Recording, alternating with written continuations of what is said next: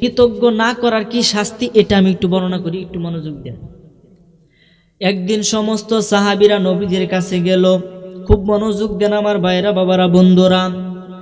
নবীজির কাছে সমস্ত ফেরেশতারা আসলো, আয়েশা নবীজির সামনে আপনাদের মতো এইভাবে বসলো।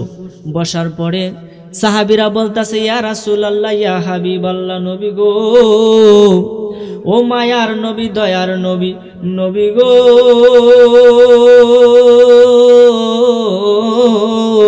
ইয়া রাসূলুল্লাহ, আজকে আপনি আমাদেরকে একটা গল্প বলে শোনাবেন, যে গল্প থেকে আমরা কিছু শিক্ষা অর্জন করতে পারবো। আপনি আমার নবী, মায়ার নবী, দয়ার নবী। সাহাবীদেরকে ডেকে বললেন, ও আমার আদরের সাহাবীরা, তোমরা শুনে রাখো, বনি ইসরাইলের যুগে 3 জন ব্যক্তি ছিল। কয়জন ব্যক্তি? খুব মনোযোগ। 3 জন ব্যক্তি ছিল। এই 3 জনই 3টা রোগে ভুগছিল। একজন ছিল আপনার অন্ধ, একজন ছিল ডবল বা কুষ্ঠ রোগে আক্রান্ত, আর একজন ছিল আপনার টাক মাথা, মাথার মধ্যে কোনো চুল ছিল না। একদিন এই কুষ্ঠরোগ, যে ব্যক্তি সারা শরীর সাদা, ওই ব্যক্তির ঘটনাটা নবীজি বর্ণনা করতেছে। ওই ব্যক্তি বাজারে গেলে মানুষ দূর দূর করে তাড়ায়া দেয়, মানুষ তার আশেপাশে থাকতে চায় না, মানুষ তার আশেপাশে থাকলেও মানে ঘৃণা করে, কথা করে ঘৃণা করে, মানুষ তাকে দেখতে পারে না। তার পুরা শরীর সাদা, কুষ্ঠরোগে ভুগে, বাজারে যাইতে পারে না, রাস্তাঘাটে বেরোতে পারে না, ঘরের ভিতরে অশান্তি, খাবার পায় না, খাইতেও পায় না। এখন এই লোকটা একদিন গোপনে গিয়ে আমার আল্লাহর ডারে, মাওলা, ও মাওলা, আমার এই অবস্থা কি তোমার চোখে বাসে না? সুবহানাল্লাহ। মানে এত রোগ, মানুষ তার আর বালাইবা না, এমন অবস্থা হয়েছে, মানে দূর দূর করে তারা দেয়, তুই দূরাহিতা। তো একদিন কষ্ট ভাইয়া সে কি করলো, আপনার নীরবেকে বলতেছে, মাওলা, তোমার কি একটু মায়া দয়া লাগে না আমার প্রতি? আমার যে অবস্থা তুমি কি দেখো না? তখন আর আল্লাহ রাব্বুল আলামিন ফেরেশতারে ডাক দিয়ে কই, ফেরেশতা যাও, মানব সুরত ধারণ করে লোকটার একটা পরীক্ষা করো। বলেন না সুবহানাল্লাহ। মৌলানা শাহজাহান সাহেব উপরে আসলে ভালো হইতো। আলহামদুলিল্লাহ, একজন বড় মাপের আলেম নিচে বসে রয়েছে, এটা উপরে এসে পড়েন। যাই হোক, এই কথা যখন বলল, তখন ফেরেশতা একটা মানব সুরত ধারণ করিয়া ওই লোকটার কাছে আইসা বলতেছে, বাবা, তোমার কিসের দুঃখ আমার কাছে একটু বলো। আমার সারা শরীরে সাদা সাদা রোগ, মানুষ আমার ভালো পায় না, রাস্তাঘাটে দোকানপাটে আমি থাকতে পারি না, মানুষ আমার পছন্দ করে না। এখন আমি এটাই চাই, যদি আমার এই রোগটা ভালো হইয়া আগের মতো চামড়া আমি ফিরে পাইতাম, আগের মতো সৌন্দর্য যদি আমি ফিরে পাইতাম, তাহলে আমি আল্লাহর দরবারে বড়ই কৃতজ্ঞ থাকতাম। তখনই মানবরূপী ফেরেশতা তার শরীরের মধ্যে তার হাতটা দিয়ে এইভাবে বোলায়া দিল, সঙ্গে সঙ্গে সঙ্গে সঙ্গে তার আগের চেহারা আবার ফিরে পাইল। আর জোরে কই না সুবহানাল্লাহ। সেই আল্লাহ কত মহান। এবার যখন ফিরে পাইছো, তখন আল্লাহ ডাক দিয়ে কই, ফেরেশতা, তার কানে কানে জিগাও, তার নি কোনো সম্পদ লাগবো? তার তো কিছু নাই, খাইতো ভান না, জিগাও, তার নি কিছু লাগবো? তখন ওই ফেরেশতা ডাক দিয়া কই, বাবা, তোমার কি কোনো সম্পদ লাগবো কি না? আমার মোটামুটি জেনে আছে, আমি চলতে পারবো। এরপর আমার পাশের বাড়ির একজন লোকের অসংখ্য উট আছে, আমার যদি একটা উট থাকতো তাহলে আমার খুব ভালো হইতো। তখনই ফেরেশতা তার একটা উট দান করলো আল্লাহর আদেশে। এই উট থেকে অসংখ্য উট তার হয়ে গেল। এরপরে গেল আরেকজন লোকের কাছে, যে লোকের মাথার মধ্যে কোনো চুল নাই। সেই ব্যক্তি আল্লাহর কাছে দোয়া করে, মাওলা, মাথার চুল নাই দেখে আজকে আমার মানুষে ভালো হয় না, মাথার চুল নাই দেখে আজকে আমি সমাজে থাকতে পারি না, মানুষের সামনে গেলে আমার শরম শরম লাগে, মাওলা গো, আমার মাথার মধ্যে তুমি কিছু চুল দান করিয়া দাও। এই ফেরেশতা তার কাছে গেল, গিয়া বলতেছে, বাবা, তোমার কি কিছু লাগবে কি না? তুমি কি চাও? কি হলে তুমি খুশি? এই কথা যখন বলল, বলার পরে লোকটা বলতেছে, আমার মাথার মধ্যে কোনো চুল নাই, আমার যদি মাথার মধ্যে চুল হইতো তাহলে খুবই ভালো হইতো। নারে তাকবীর, নারে রিসালাত। প্রধান বক্তার আগমন, প্রধান বক্তার আগমন, হযরত মাওলানা মুহাম্মদ পীরজাদা মুফতি উসমান হারুনি সাহেবের আগমন। সকলে বলি আলহামদুলিল্লাহ। যাক, হুজুর আইসা গেছে, এই জন্য আমরা শুকরিয়া আদায় করি, বলি আলহামদুলিল্লাহ।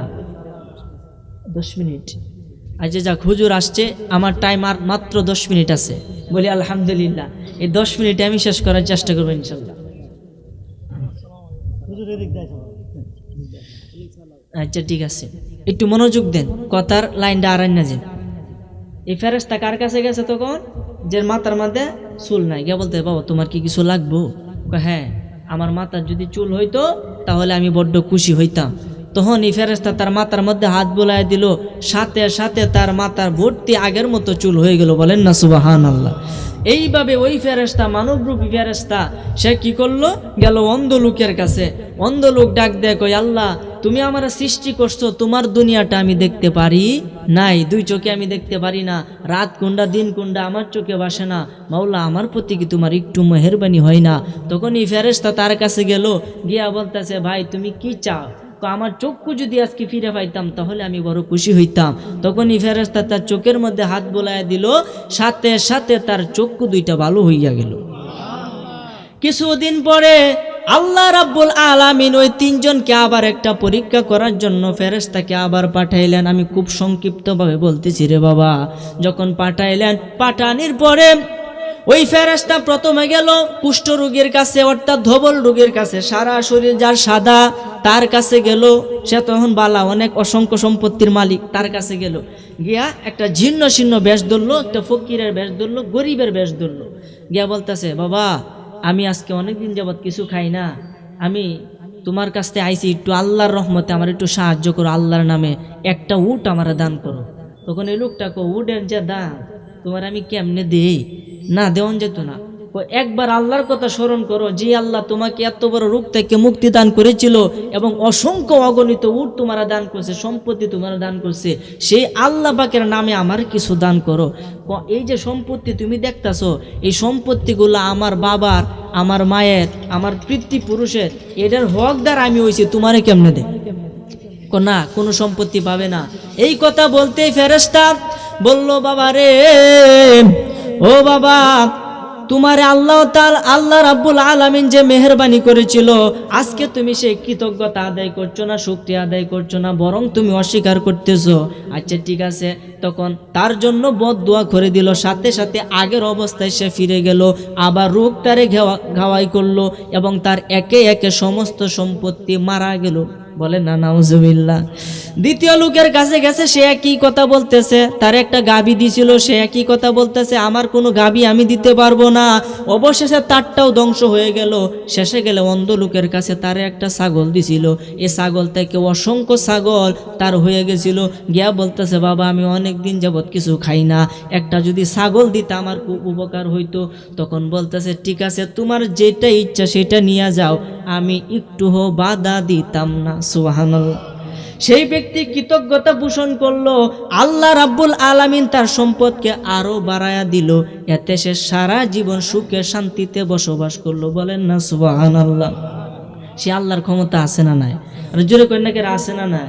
এই জন্য তো আমি কই, কুদর মুখে কুদর জিবে কেমনে জপি তোমার নাম, কুদর মুখে কুদর জিবে কেমনে জপি তোমার নাম, জলিল জাব্বার তুমি ও গো রহিম রহমান, জলিল জাব্বার তুমি ও গো রহিম রহমান। 18,000 মাখলুকাতের স্রষ্টা তুমি মাওলা, স্রষ্টা তুমি, আরশ কুরসি লৌহ কলম সৃজিলে ভূমি, আল্লাহ সৃজিলে ভূমি, সকল সৃষ্টি মিলে মিশে সদা জপি তোমার নাম, জলিল জাব্বার তুমি ও গো রহিম রহমান। জোরে কন্যা সুবহানাল্লাহ। যাই হোক আমার ভাইরা, বাবারা, বন্ধুরা, আলোচনা করলে কিন্তু শেষ নাই, আর দৌড়ে দৌড়ে আলোচনা করার কিন্তু কোনো মজা নাই। আপনারা মজা পাবেন না, আমিও শান্তি পাইতাম না। যাই হোক, সময় যেহেতু কম, শীতের সিজন, আমাদের মাহফিলটা খুব সংক্ষিপ্তভাবে শেষ করে দিতে হবে। হুজুর এসে গেছে, আলোচনা হুজুরকে বসায় রেখে আলোচনার সামনে দীর্ঘায়িত করা সম্পূর্ণরূপে বেয়াদবি। আমার জন্য সকলে দোয়া করবেন। যে কথাটুকু বলেছি এটার মধ্যে শিক্ষা এতটুকুই, আমরা যে অবস্থায় আছি, যাই কিছু পাইছি, আল্লাহর দরবারে এটারই শুকরিয়া আদায় করতে হবে, কৃতজ্ঞ থাকতে হবে। এটাই আমাদের আজকে শিক্ষা। কথা কোন ঠিক কিনা? তুমি মেহেরবান গো নবীজি, তুমি মেহেরবান ও গো নবীজি, তুমি মেহেরবান। মাশাআল্লাহ। নয়নে একবার দেখিলে, নয়নে একবার দেখিলে জুড়াইতাম পরাণ।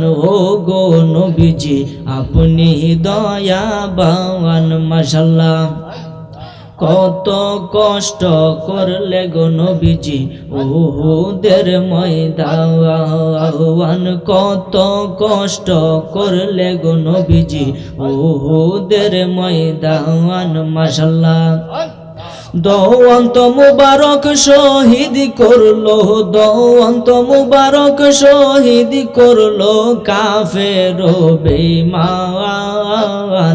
ও গো নবীজি আপনি দয়াবান। মাশাআল্লাহ আপনি দয়াবান গো নবীজি আপনি দয়াবান।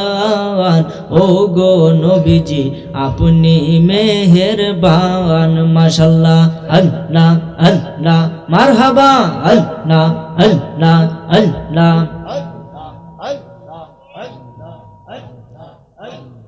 আল্লাহ আল্লাহ আল্লাহ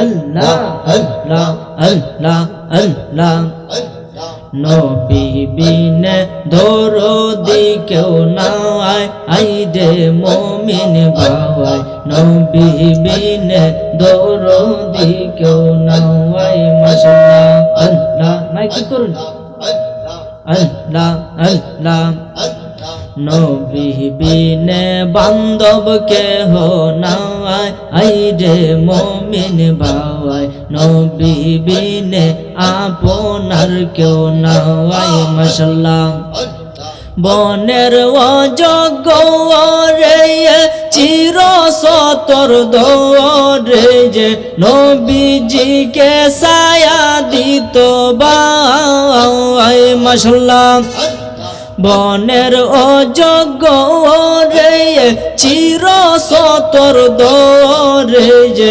নবীজিকে ছায়া দিত ভাই। মাশাআল্লাহ এই সমস্ত মাঝে যাওয়া দেখিয়া মাখা দি যাওয়া, এই সমস্ত মাঝে যাওয়া দেখিয়া মাখা দি যাওয়া, জীবন যৌবন সইপা দিল পায়, আইরে মুমিন ভাই নবী বিনে দরদি কেউ নাই। মাশাআল্লাহ নবী বিনে দরদি কেউ নাই, আইরে মুমিন ভাই নবী বিনে দরদি কেউ নাই। মাশাআল্লাহ আল্লাহ আল্লাহ আল্লাহ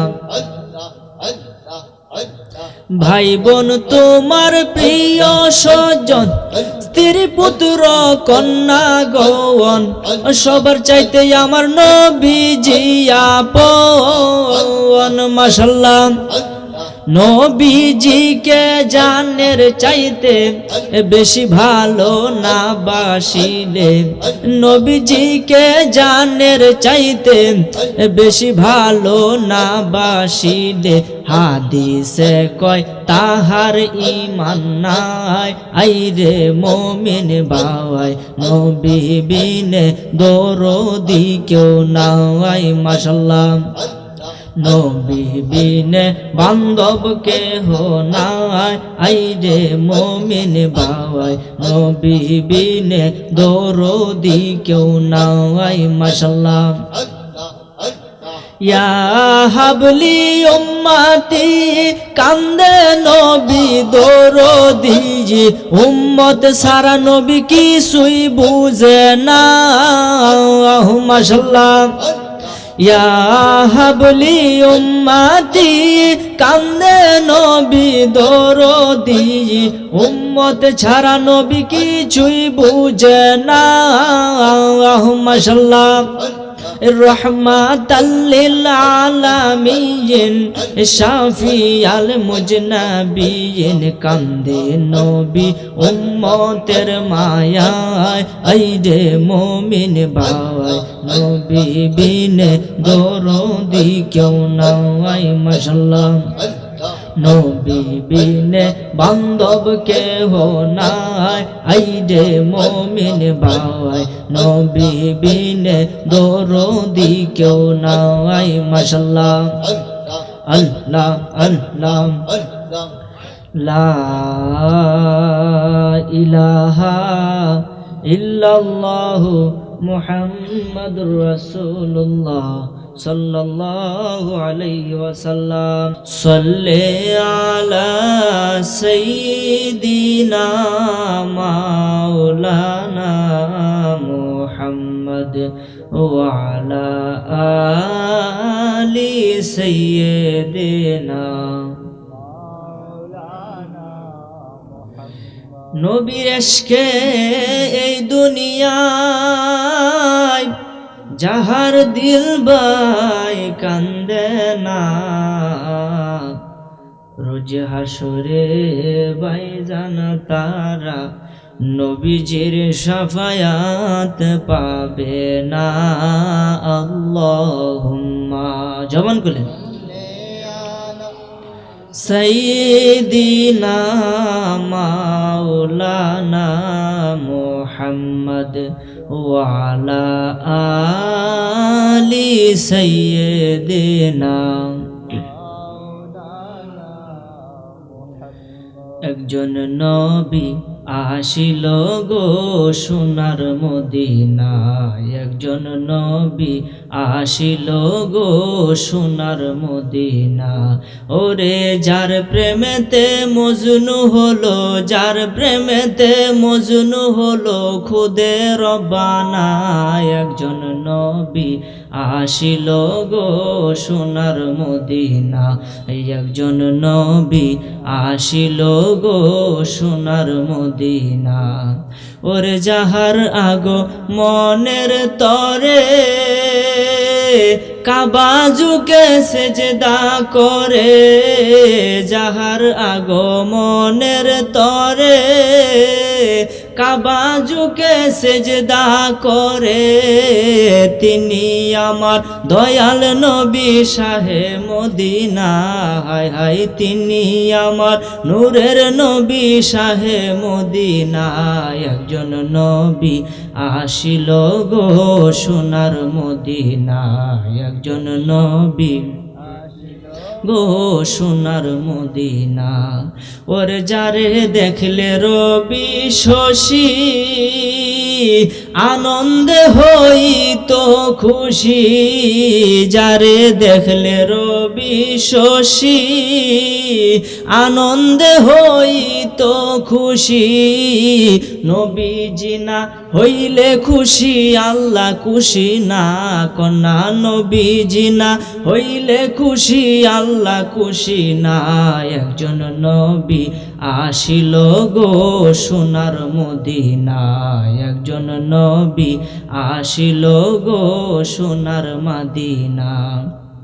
প্রেমিক ছিলেন আবু বকর, নবীর সাথে করলেন সফর। প্রেমিক ছিলেন আবু বকর, নবীর সাথে করলেন সফর। নবীজির প্রেম ইমানের মূল হাদিসে বর্ণনা, কন্যায় নবীজির প্রেম ইমানের মূল হাদিসে বর্ণনা। একজন নবী আসিল গো সোনার মদিনা, একজন নবী আসিল গো সোনার মদিনা। আল্লাহুম্মা সাল্লি আলা সাইয়্যিদিনা মাওলানা মুহাম্মদ ওয়া আলা আলি সাইয়্যিদিনা। জিকির করেন লা ইলাহা ইল্লাল্লাহ, সবাই লা ইলাহা লাহু লা ইলাহা লাহু লা ইলাহা। বলি লা ইলাহা ইল্লাল্লাহু লা ইলাহা ইল্লাল্লাহু লা ইলাহা ইলাহা ইল্লাল্লাহ লা ইলাহা ইল্লাল্লাহ লা ইলাহা বলি হাসবি রব্বি জাল্লাল্লাহ মাফি কলবি গায়রুল্লাহ হাসবি রব্বি জাল্লাল্লাহ মাফি কলবি গায়রুল্লাহ নূর মুহাম্মদ সাল্লাল্লাহ পড়ি নূর মুহাম্মদ লা লা ইলাহা ইল্লাল্লাহ লা ইলাহা ইল্লাল্লাহ লা ইলাহা লা ইলাহা ইল্লাল্লাহ মুহাম্মাদুর রাসূলুল্লাহ সাল্লাল্লাহু আলাইহি ওয়াসাল্লাম। একটি জবানও বন্ধ রাখিবেন না, সকলে চিৎকার মেরে বলেন না আলহামদুলিল্লাহ। আর একটু মায়ার সুরে বলেন না আলহামদুলিল্লাহ। যাবতীয় প্রশংসা সেই মহান রব্বুল আলামিনের দরবারে, যিনি আপনাকে আমাকে এই কনকনে শীতের মধ্যেও আজকের আজিমুশান বরকতপূর্ণ নূরানি মাহফিলে আসার মতন, বসার মতন, আলোচনা শোনার মতন মন মানসিকতা পয়দা করে দিয়েছেন। এই জন্য মহান রবের দরবারে আবারও শুকরিয়া আদায় করে বলি আলহামদুলিল্লাহ। মূলত মাহফিলটা কিন্তু প্রতিদিনই হয় না, নাকি হয়? মাহফিল কিন্তু প্রতিদিন হয়, কিন্তু এইখানে হয়তো বছর একটাই। কথা কোন ঠিক কিনা? এই মাহফিলটা নবীজি বলেছেন বেহেশতের বাগান। বেহেশতে যাইতে গেলে যেমন কপাল লাগে, কপাল ভালো লাগে, এই বেহেশতের বাগানে আসতে গেলেও ভালো কপাল লাগে। এই কারণে যারা আজকে এখানে এসেছেন, স্প্লেনিসে বসে আছেন, আমি সবসময় বলে থাকি তাদের মাথার চুলের আঘাত থেকে শুরু করে পায়ের তলা পর্যন্ত পুরা দেহের অঙ্গ প্রত্যঙ্গের কোনো গুণা নাই। এতে কি আমরা কি খুশির ব্যাপার না? এই জন্য বলি আলহামদুলিল্লাহ। যাই হোক, সেই সকলে বলি আলহামদুলিল্লাহ। আলহামদুলিল্লাহ। আজকের মাহফিলে যিনি প্রধান বক্তা, প্রধান অতিথি, প্রধান বক্তা পীরজাদা মুফতি ওসমান হারুনি সাহেব, উনি আপনাদের বর্তমানে যারা আছে জালালি সব এসে গেছে, জালালি সব এসে গেছে, বলি আলহামদুলিল্লাহ। আপনাদের দাওয়াতি মেহমান সকলে একে একে চলে আসছে। এই কারণে আপনারা এখনো যারা এদিক সেদিক ঘোরাফেরা করতেছেন অতি তাড়াতাড়ি ভিতরে চলে আসেন। যারা বাইরে আছেন যদি মেহরবানি করে ভিতরে আসতেন তাহলে খুবই ভালো হইতো। যাই হোক, আজকে মধ্য উলুকলা যুব সমাজ ও এলাকাবাসীর উদ্যোগে এবং এলাকার মৃত ব্যক্তিদের রুহের মাগফিরাত কামনায় ইসালে সোয়াবের মাহফিল, তারিখ 26শে ডিসেম্বর 2025 রোজ শুক্রবার। আজকের বরকতপূর্ণ নুরানি মাহফিলের সম্মানিত সভাপতি যিনি পীরে কামেল মুফাসসিরে কুরআন আলহাজ হযরতুল আল্লামা মাওলানা মুহাম্মদ শফিকুল ইসলাম সিদ্দিকী পীর সাহেব, বর্তমান গদ্দিনিশিন পীর পাটদা দারুর রহমত সিদ্দিকিয়া দরবার শরীফ ও প্রেসিডিয়াম সদস্য আহলে সুন্নাত ওয়াল জামাত বাংলাদেশ, সুযোগ্য সুপার পাটদা দারুল হুদা আদর্শ দাখিল মাদ্রাসা পূর্ব পাটদা বৌলাই কিশোরগঞ্জ, বারাকাল্লাহু ফি হায়াতিহি, উচ্চ আওয়াজে বলেন আমিন। আজকের মাহফিলে যিনি সহ সভাপতি, যিনি আমার ডান পাশে উপস্থিত, আমার অত্যন্ত শ্রদ্ধেয় হযরতুল আল্লামা মাওলানা মুহাম্মদ কিতাব আলী সিদ্দিকী সাহেব, প্রধান খলিফা সিদ্দিকিয়া দরবার শরীফ পূর্ব পাটদা বৌলাই কিশোরগঞ্জ, আল্লাহ হুজুরে হায়াতে বরকত দান করে বলেন আমিন। আজকের মাহফিলে যিনি প্রধান অতিথি, যিনি ইতিমধ্যেই আমাদের মাঝে তাশরিফ এনেছেন, আন্তর্জাতিক খ্যাতি সম্পন্ন বাতিলের আতঙ্ক আহলে সুন্নাত ওয়াল জামাতের বলিষ্ঠ কণ্ঠস্বর হযরতুল আল্লামা মাওলানা পীরজাদা মুফতি আমজাদ হোসেন জালালি পীর সাহেব, জালালিয়া দরবার শরীফ, লাকসাম, কুমিল্লা।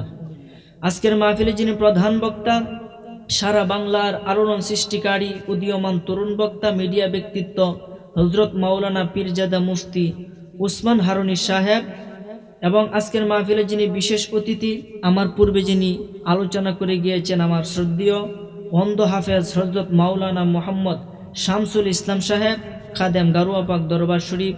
আমন্ত্রিত মেহমানদের মধ্যে রয়েছেন জনাব মোহাম্মদ নজরুল ইসলাম সাহেব, এবং আজকের মাহফিলে যিনি সার্বিক পৃষ্ঠপোষক শেখ মোহাম্মদ বাবুল উদ্দিন এবং মোহাম্মদ কুতুবউদ্দিন কাঞ্চন সাহেব। মাহফিল পরিচালনার দায়িত্বে আছেন আমার স্যার, প্রতিভা কোচিং সেন্টারের প্রতিষ্ঠাতা পরিচালক জনাব মোহাম্মদ হুসাইন আহমেদ রায়হান স্যার, প্রতিষ্ঠাতা পরিচালক প্রতিভা কোচিং সেন্টার কাঠালিয়া এবং হজরত মাওলানা মোহাম্মদ হারুনুর রশিদ খোকন, ইমাম ও খতিব পাতালজান জামিয়া মসজিদ। এবং স্টেজে আমার পিতা মাওলানা আব্দুল বারিক সাহেব উপস্থিত এবং আরও গণ্যমান্য ব্যক্তিবর্গ। আমার সামনে বসা আছেন আমার পিতৃতুল্য মুরব্বী বাবাজিরা, যুবক ভাইয়েরা, সমবয়সী বন্ধুরা, পর্দার আড়াল থেকে ওয়াজ শুনতেছেন আমার অসংখ্য মা ও বোনেরা। প্রত্যেকের খেদমতে আমি গুনাহগারের অন্তঃস্থল থেকে মুসলিম উম্মার শান্তির বাণী সালাম, আসসালামু আলাইকুম ওয়া রাহমাতুল্লাহি ওয়া বারাকাতুহু। মূলত আমার সময় কিন্তু খুবই কম, একেবারে কম সময়। এই কারণে আমি চাইতেছি কম সময়ের ভিতরে আলোচনাটা কীভাবে গুছানো যায় এই চেষ্টা করতে। আপনারা হয়তো বুঝতেছেন, কারণ বক্তা অনেক, আমাদের শীতের সিজন, রাত্র বেশি করা যাবে না, এটা আমাদের মাথাতে রাখতে হবে। এই কারণে আমি খুবই সংক্ষিপ্তভাবে কিছু কথা বলার চেষ্টা করব। আল্লাহ যেন তৌফিক দান করে, বলেন আমিন। সর্বপ্রথম আল্লাহ তাআলার দরবারে আমরা শুকরিয়া আদায় করতেছি, যেই মহান রব্বুল আলামিন আপনাকে আমাকে এই মাহফিলে আসার নিয়ামত দান করেছেন। কথাগুলো ঠিক কিনা? মূলত আল্লাহ পাক পবিত্র কোরআনে বলেছেন, আমি মানুষকে যে নিয়ামত দিয়েছি, যেই মানে যে কিছু পাইছেন আপনি, সম্মান বলেন, ইজ্জত বলেন, টাকা পয়সা বলেন, বাড়িঘর বলেন, যে যেটাই পাইছে এটাই আল্লাহ পাকের পক্ষ থেকে একটা নিয়ামত। কথাগুলো ঠিক কিনা? যে ব্যক্তি যেটা পাইলো, পাওনের পরে সে আমি আল্লাহর দরবারে কৃতজ্ঞতা প্রকাশ করলো না, তাহলে আমি আল্লাহ তাআলা তারে যে নিয়ামতটা দিলাম, এই যে টাকা পয়সা, ধন দৌলত, সম্মান, ইজ্জত, মাহাত্ম্য আমি দান করলাম, যদি আমার কাছে কৃতজ্ঞ না হয়, তাহলে আমি এই সম্মান আমি আল্লাহ ছিনায় নি। বলো নাউজুবিল্লাহ। এমন আল্লাহর দরবারে কৃতজ্ঞতা করার দরকার আছে না নাই? যাই হোক, আল্লাহ রাব্বুল আলামিন যেন আমার কথার উপরে সর্বপ্রথম আমাকে এবং দ্বিতীয়ত আপনাদের প্রত্যেকেরই আমল করার এবং সঠিক ইমানি বুঝ দান করে, বলেন আমিন। আমি হুজুরের কাছে ক্ষমা চেয়ে আমি এখনই বিদায় আরজ করছি। ওয়া আখিরি দাওয়ানা আনিল হামদুলিল্লাহি রাব্বিল আলামিন। আসসালামু আলাইকুম ওয়া রাহমাতুল্লাহি ওয়া বারাকাতুহু। মাশাআল্লাহ।